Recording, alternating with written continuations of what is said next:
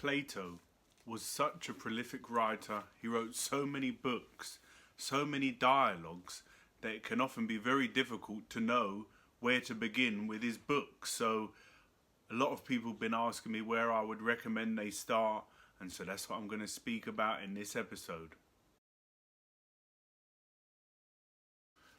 This is the complete works of Plato. It's a massive book, small writing, thin pages, and it's intimidating for even the most dedicated philosophy student. And so, it can often be overwhelming.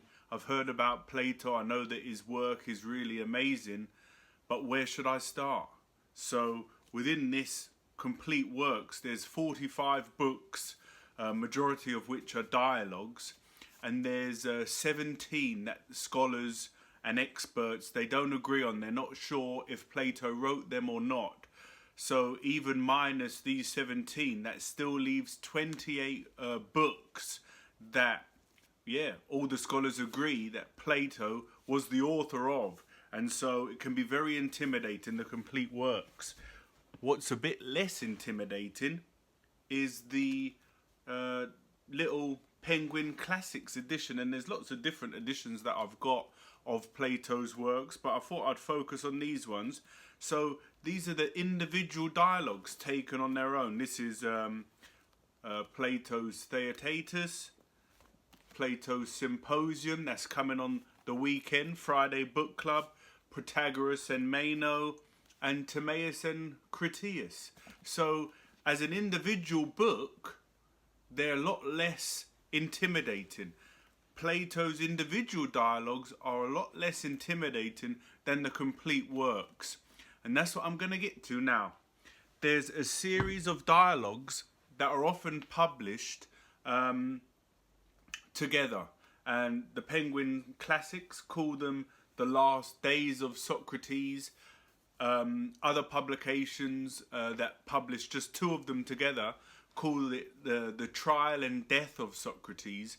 And so that's where I'm going to suggest you begin your journey into Platonic literature and this amazing wealth of information. I'll do a video later on at why I think you should read Plato, but this one is where you should start with Plato.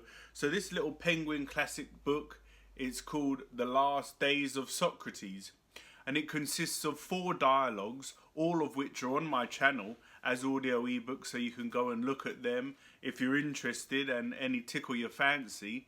And so I'm going to speak a little bit about each of them in turn, but they're a really good place to start because all 4 of them are part of a story, part of a narrative, the last days of Socrates, about his trial and his death.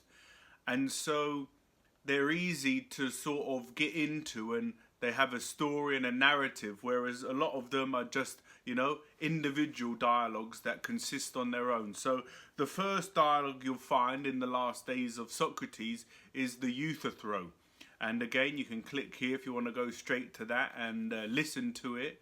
And it's about Socrates on his way to court. And he comes across a man named Euthyphro, and they begin a dialogue, which all of Plato's works are pretty much. And Euthyphro informs Socrates that he's on the way to court as well, but he's indicted his father for killing a slave. And then this turns into Socrates and Euthyphro having this dialogue, this conversation about piety and what is pious, what's pious behavior, who is a pious man. And Plato, Socrates, these are the men behind the Socratic method, a way of questioning people, a way of inquiring and using dialectic to get to the bottom of whatever issue it is that you're inquiring into. So that's the Euthyphro, Socrates on his way to court. The next in the series, The Last Days of Socrates, is called The Apology. Again, it's on my channel. Click there if you want to watch it. It's Socrates' day in court. He's been indicted by Miletus, who is accusing him of not believing in the gods and corrupting the young. Socrates would always have a lot of young men follow him around because there wasn't Netflix and YouTube back in the old Athenian days, and these young men would enjoy watching Socrates tear these experts apart, question these experts, and then, twist them up into knots with his questioning. And obviously the young men found this very entertaining. So it's, again, another brilliant dialogue. Socrates in court, and he says in the dialogue that a lot of men, they bring their children and their wives who are crying and appealing to emotion. And Socrates doesn't do any of that. He says, yeah, you should let me off, really, because I haven't done anything wrong. And my punishment, you should look after me and feed me. And that's what I think you should do. And in the end, they sentence him to death, which takes us on to the next dialogue, Crito. Crito is Socrates in jail in between the trial and the death. And it's his friend and companion Crito comes to the cell and says, Socrates, I've arranged everything. I can break you out of prison. We can escape. We can go off. And Socrates says in a nutshell, I've always abided by the laws, and the laws have always done me well. What do you think? Just at the moment when the laws aren't in my favor, I should just run away? He says, no, that would be so impious and so unvirtuous that I'm not going to do that. I'm going to see my death through to the end. So that's the third in the series. The fourth one, amazingly famous dialogue that all of undergraduate philosophy students will study, is the Phaedo, arguably one of Plato's most famous dialogues, and arguably one of the best dialogues. Is Socrates' dying words, it's the last conversation he has with his students, and it's just amazing. It's a bit longer than the previous three. Euthyphro and Crito are among the shortest of dialogues, only about half an hour, so it's a real good way to get yourself involved and get into the Platonic dialogues. And the Phaedo is Socrates' last day on earth, and he chooses to speak about some metaphysical issues with his students.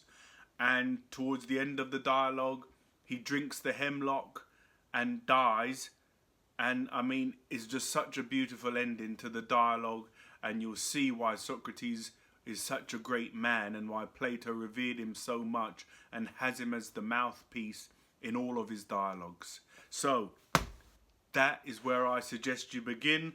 The Euthyphro, the first in these series of dialogues, and then if you're interested and you want to keep moving, move on to the Apology, to Crito, and to Phaedo. And I'll probably do another episode coming soon about why you should read Plato, but for now I'll just help you and point you to where to start. And I really hope that you do give one of these a try. And they're on my channel. You don't have to go out and buy a book. You don't have to look for the PDF online. You can just go back and click one of the cards that I added. And I hope that hopefully even just one of you, if you look and read the Plato book, that would make me very happy, and that would be enough. Because it's not for everyone, but if you can get into it, it's going to really benefit your life and really benefit your thinking. So I hope you enjoyed that. Get into some Plato. Avoid Netflix for one evening. Try some Plato and see what happens. Okay, thanks for watching. I'll see you soon. Bye.